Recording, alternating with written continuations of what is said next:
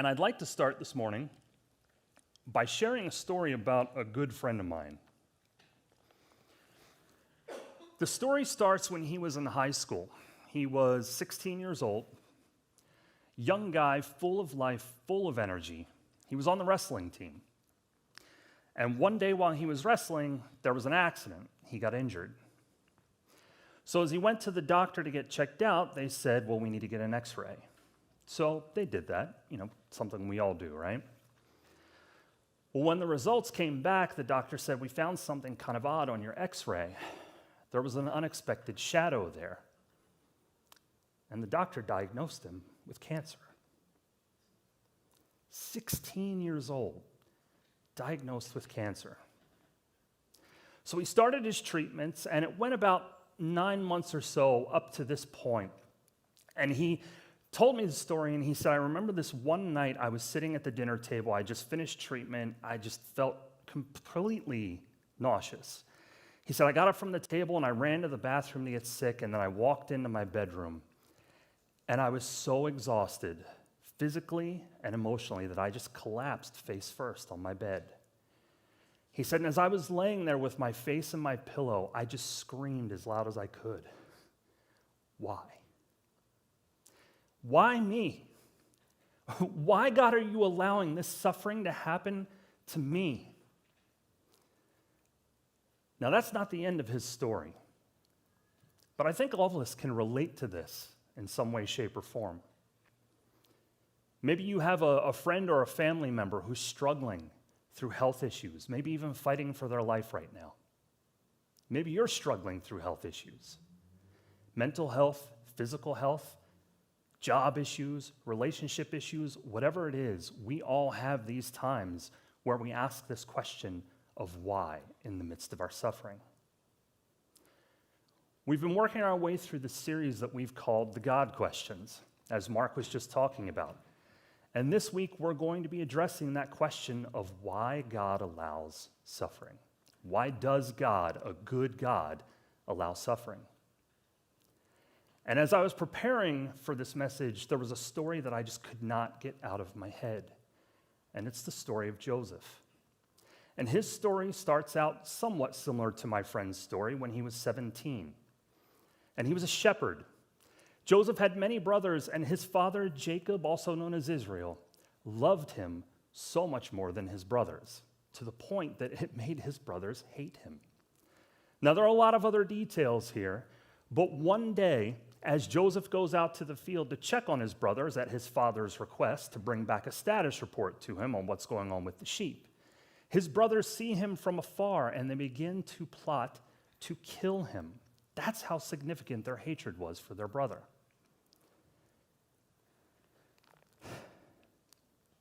But they have a problem here. Rather than killing him, they decide to throw him into a pit. And instead of just leaving him in the pit to die, they decide to make a little money off of the transaction here and sell him to the Ishmaelites into slavery. But now the problem, how do they tell their father? How do they tell Jacob? He loved Joseph so much. How do they break the news to him? And this is where we pick up our story today. If you have your Bible and you want to follow along, we'll be in Genesis 37, verse 31. If you do not have your Bible, the words will be on the screens off to the side, and if you're watching online, it'll be right here at the bottom of the screen. Then they took Joseph's robe and slaughtered a goat and dipped the robe in blood. And they sent the robe of many colors and brought it to their father and said, "This we have found. Please identify whether it is your son's robe or not." They could not even say our brother. And he identified it and said, "Is it my son's robe? It is my son's robe. A fierce animal has devoured him. Joseph is without doubt torn to pieces."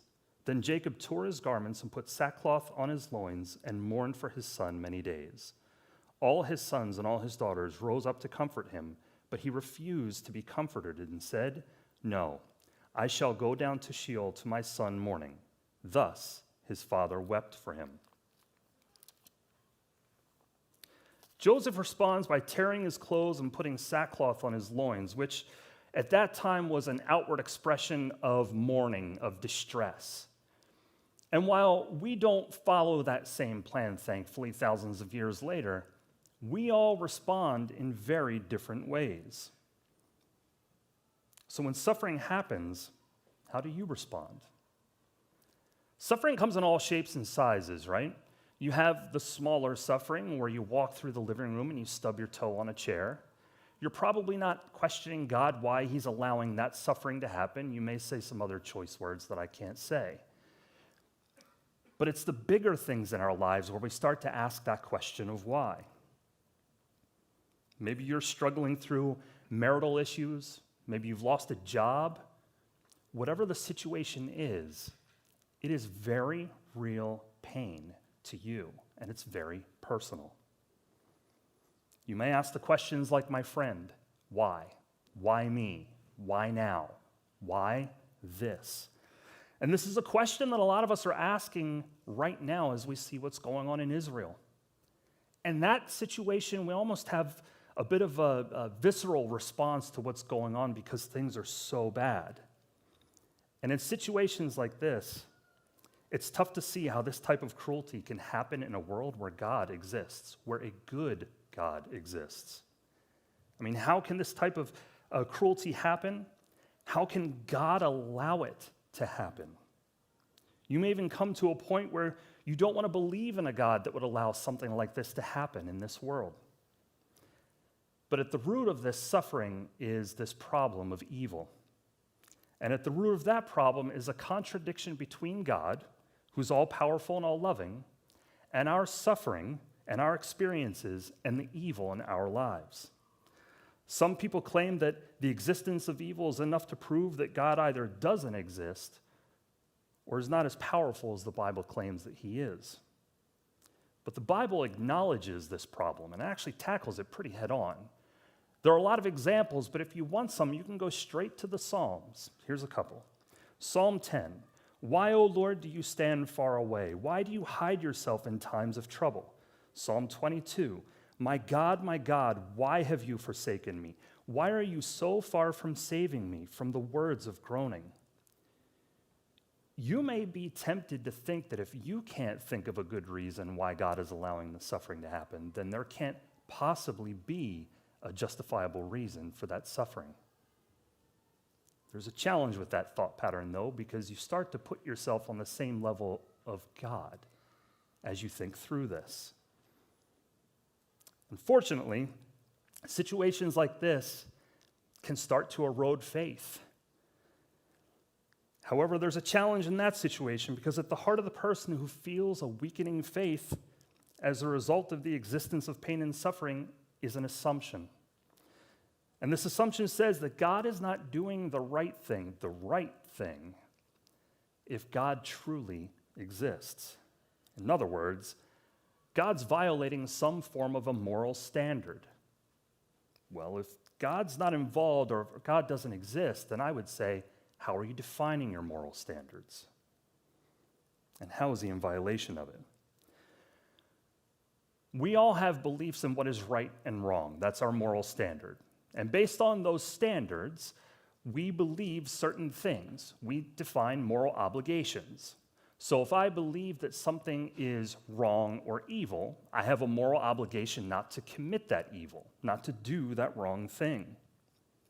But removing God from that picture doesn't really solve our problem.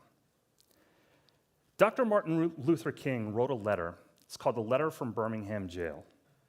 And in this letter, he says that, and I'm paraphrasing here, without a higher divine law that governs justice, there's no way to determine if our behaviors or our experiences are just or unjust.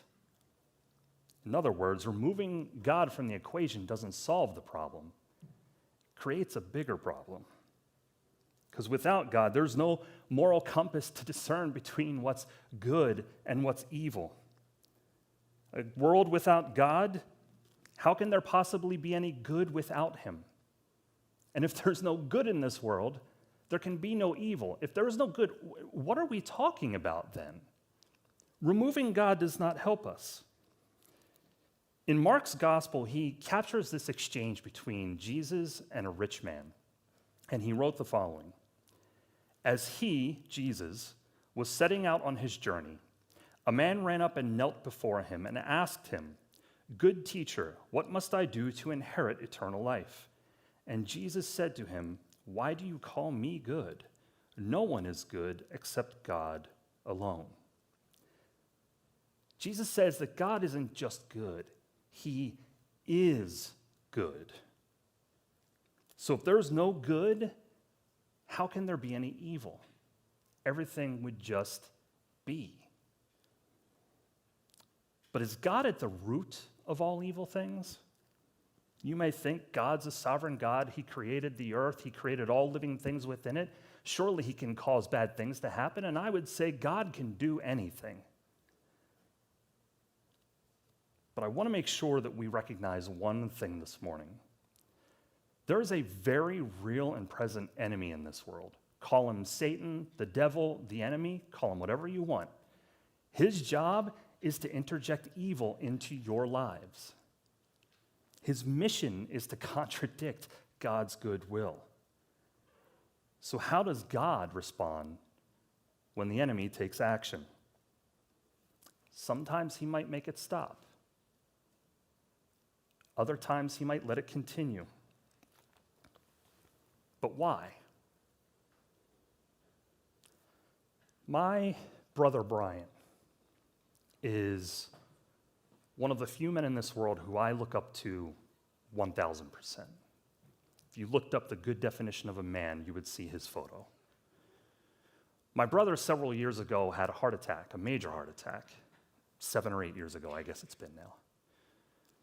And I remember him telling me the story when it happened. He was in the hospital and they were getting ready to wheel him out to the cath lab, and he didn't know if this was going to be the last time that he saw my sister-in-law, his wife. So he was telling her, literally on the way out the door, how much he loved her. Thankfully, they put a stent in his artery, and that helped solve the symptom. It didn't fix the overall problem, but it kept him going. And for years, he fought through challenges as his body continued to reject the stents that they were putting in his heart.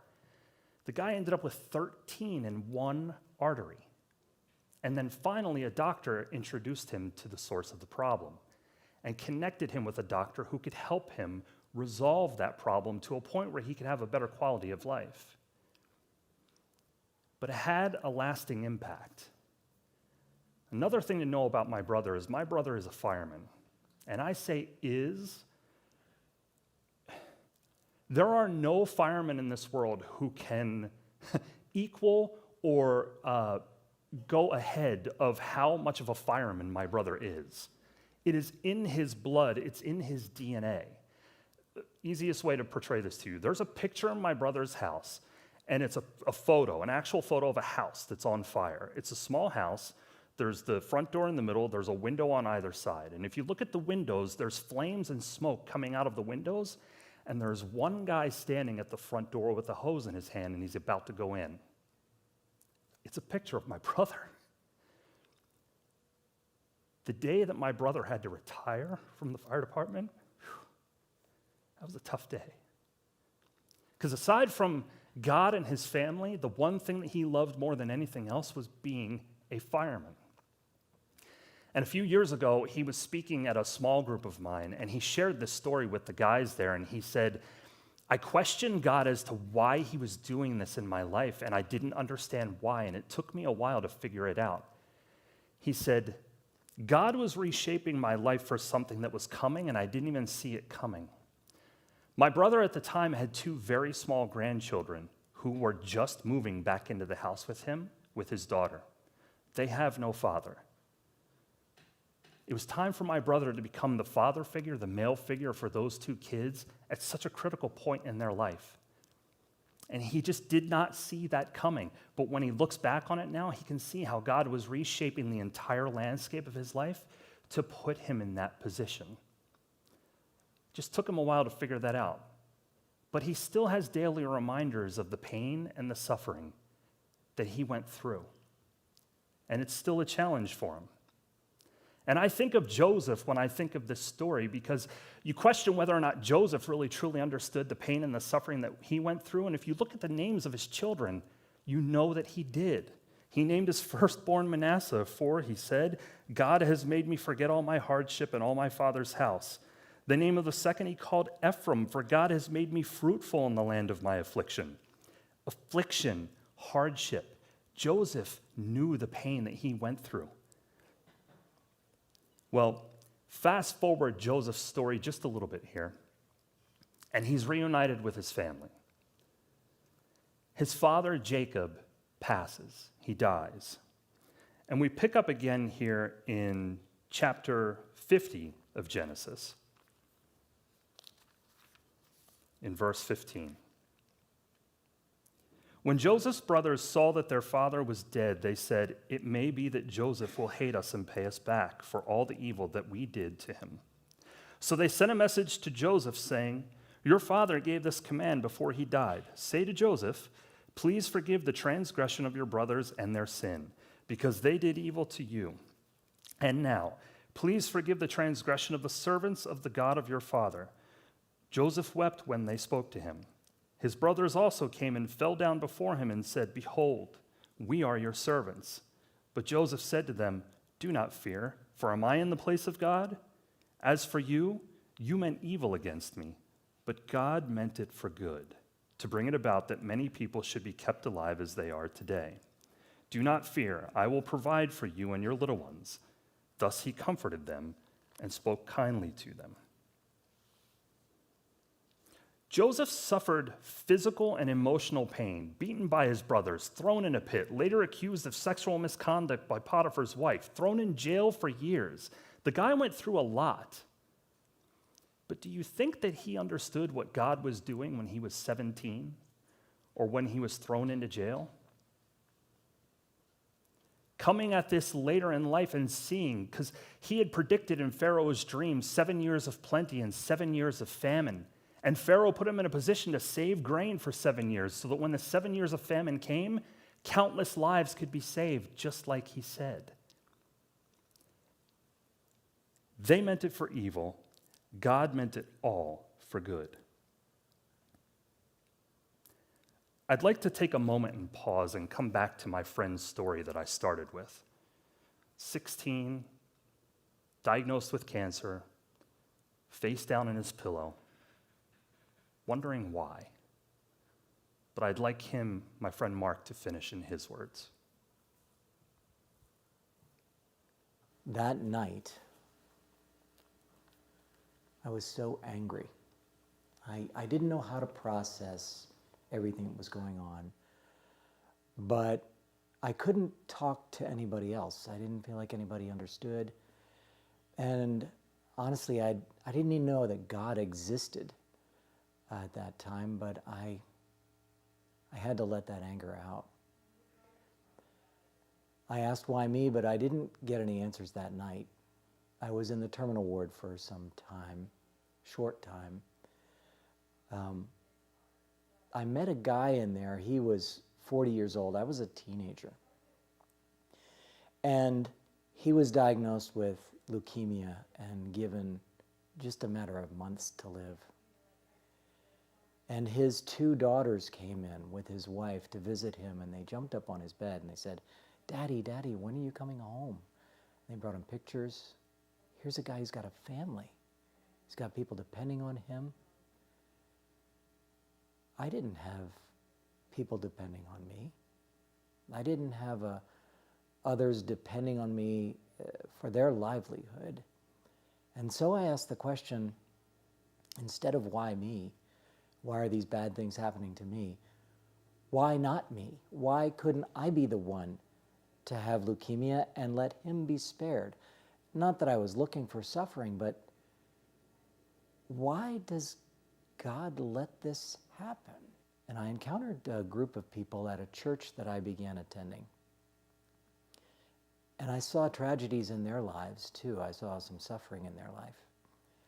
And I began to ask them questions, and they pointed me to Jesus. In fact, they pointed me so strongly to Jesus that I questioned whether they really had all of their faculties. They were going through more difficult times than I was even contemplating, and yet they were praising God. They were actually looking for ways to serve him more. And through some questions, some intellectual questions, some very emotional questions, and some deeply spiritual questions, I came to a place where I wanted to give my life over to Jesus Christ. I didn't really understand it fully at that time, but I wanted to give over everything I knew about myself to everything I knew about God. And when I did that, he started working in me even more than in retrospect I see he already had. Fast forward 20 years from that time. I'm married. I'm following Jesus. I have 3 boys. I get a new job that moves me to the Pennsylvania area, and I was diagnosed with a brain tumor. I was very unsettled. I had thought maybe this day would come where I would be confronting the same kind of thing that I confronted back in my teens. In fact, I wondered whether I would deal with things differently as someone who is owned by Jesus Christ, someone who has a deep relationship with Jesus. How would that affect the way I confront this new thing that seemed every bit as tragic and difficult as it was for me in my teens? In fact, when the times that I felt the presence of Jesus Christ the most were the times when I longed for him the greatest. And it was an emptiness and a longing. But the point that struck me was that I was looking to Jesus, not these other things like the approval of my parents or relationships with girls or even my performance in school or in sports. I wasn't looking to my job to sustain me. I was looking to Jesus. And so as I prayed to him, there were tears. There was questioning, but it wasn't anger. It was more like wondering. Just as some of the answers came between my cancer as a teenager and my tumor as an adult, there were answers that came after as well.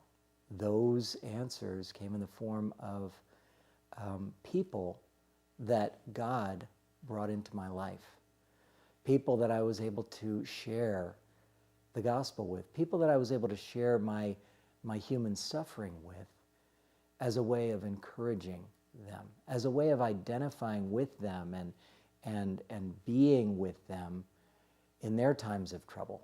I can see how God gave me these times of suffering, allowed me to go through those things because the fruit that those things brought forth in my life and the lives of others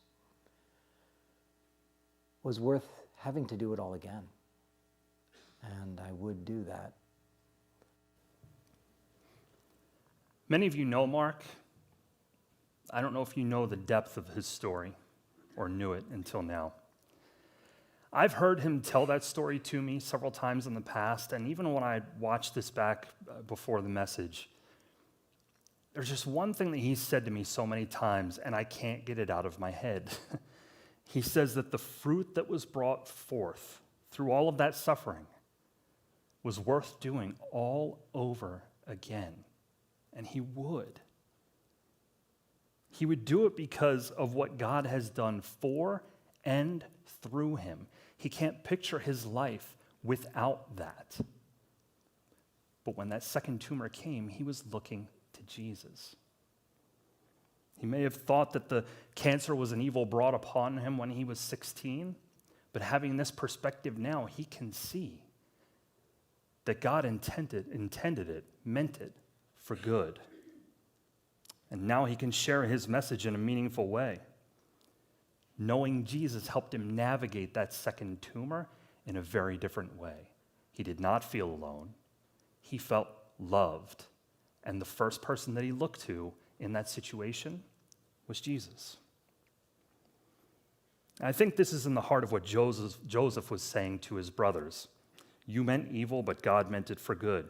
He had this same perspective, but it took him a little while to get there. One of the most overquoted verses in the entire Bible is Romans 8:28. Paul wrote in his letter to the Romans, "And we know that for those who love God, all things work together for good, for those who are called according to his purpose." And there's this word in the middle of here when you hear this verse so many times that I think we all overlook. It's the word all. God works all things, all evil things, all good things for good, according to his good purpose. So with all of this said, when you encounter suffering, how can you respond? Today I'll give you 2 ways that you can respond. And the first one is easier said than done. It's trust. Trust God. You may pray and wonder what in the world is going to happen in the midst of this suffering, but prayer, trust, and hope are critical to navigating those times of suffering. In his book, Walking with God Through Pain and Suffering, Tim Keller shares the story of a woman who just suffers multiple unbelievable tragedies in her life. But the way that she ends her story, I have to share with you today. Life has not changed, but God is changing me. What I discovered about heartaches and problems, especially the ones that are way beyond what we can handle, is that maybe those are the problems he does permit precisely because we cannot handle them or the pain and anxiety they cause. But he can. I think he wants us to realize that trusting him to handle these situations is actually a gift. His gift of peace to us in the midst of the craziness.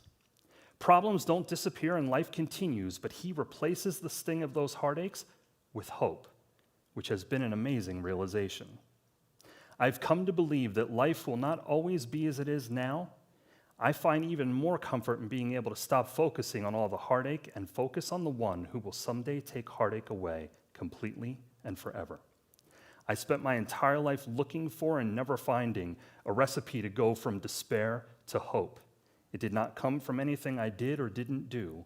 Hope comes not in the solution to the problem, but in focusing on Christ, who facilitates the change. She said he wants us to realize that trusting him to handle these situations is actually a gift. That's exactly what Mark was saying in his story. He recognized that that situation was a gift to him. Trust is a gift, and hope helps us focus on Jesus in the midst of it. You know, if God can allow suffering to happen with cancer as a teenager, and later in life deal with a brain tumor, maybe his reason for that is much deeper than we can possibly fathom when we're in the depths of our suffering. Maybe his purpose is for that suffering to be so personally transformational for you that one day you can share that in relationship with someone else so that it can be personally transformational for that one person who needs to hear it. We just need to trust God in the midst of it. And the second way that we can respond, rather than focusing on why, focus on why not. Suffering is woven very deeply into the gospel message. But if you look throughout the entire Bible, we see God's response to suffering, but he doesn't provide an answer as to why he lets it happen. So while we don't know what the reason is, we do know what the reason is not. On his way to the cross, Jesus was beaten, mocked, spit upon, completely humiliated, and then physically nailed to a cross where he suffered unimaginable physical pain. But it wasn't just physical pain and suffering that Jesus experienced. There was so much more. See, God is eternal, meaning that God has always and will always exist. He existed before creation, and he will always exist. He's timeless. And the Trinity, Father, Son, Spirit, have always been a loving, beautiful relationship, and always will be But up until this point, Jesus had never experienced separation from that relationship, and he knew he was about to. So he was experiencing this real, raw, and intense physical pain, and at the same time, an unimaginable emotional pain. But why did God let this happen? Why did he let his son suffer? It's because of love. It's because he loves you. So when God allows pain and suffering to continue, it cannot be because he doesn't love you. Jesus knows your pain. He knows your suffering. He has been there. He has felt it. So while we don't know why God allows suffering, we do know that it's not due to a lack of love. It's not because he doesn't care. It's quite the opposite. But the best news is that we know how this story ends. Jesus was crucified and rose 3 days later.